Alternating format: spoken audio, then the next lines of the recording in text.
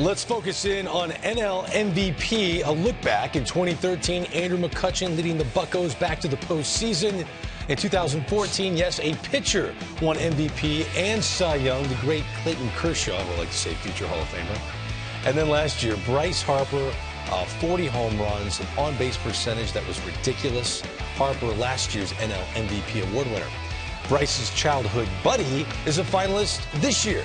Kris Bryant of the Chicago Cubs makes the list after leading the National League in runs scored and WAR to go along with his 39 home runs and an on-base percentage of .385.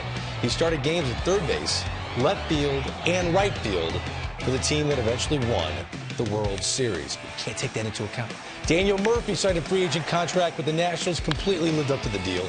Murphy at .347, career-high 25 bombs, 104 RBIs for a Washington team that needed him to fill the void of a slumping Bryce Harper. He also had over 400 against his old team, the Mets. And our third finalist for NL MVP is also a finalist for Rookie of the Year. This makes Corey Seager one of 7 players to ever finish in the top 3 of MVP and Rookie of the Year in the same year. Seager's 193 hits, the most since Pujols and Ichiro had more in 2001. Your 3 finalists, all 3 terrific players. But one guy I know you've been a big fan of because of his defensive versatility, and that's Kris Bryant. Well, we always have this big debate, right? Who's the best player in baseball? But we don't define what that really is. Kris Bryant, I'll help you define it. He can play anywhere on the field. That makes him the best player. Look, the offense, we can all parcel it out who we think is the best offensive player. Is it this guy? Is it that guy? But how about the athletic ability? Watch him stretch this single to a double. Who knew a guy 6'5" could run like he runs? But that, to me, is what separates him from the rest of the pack. And I'm talking about all of them. He can play left field. He can play center field. He can play right field. Okay, we've seen guys do that. But now let's go to the real equalizer. Not first base, which he can do.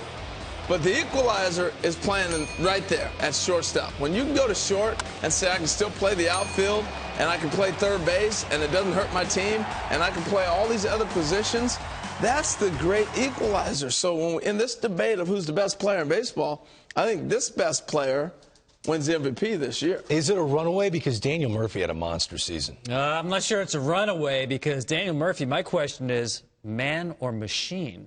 Because the way he hits, it's unbelievable, almost robotic in how good he is, especially on fastballs. He saw almost 500 fastballs in the zone.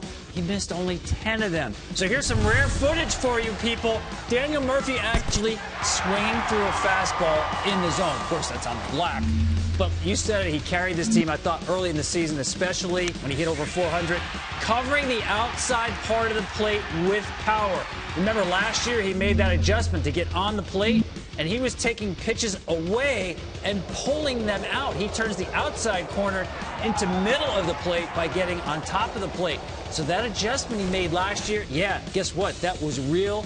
He consolidated that change this year with big-time power numbers.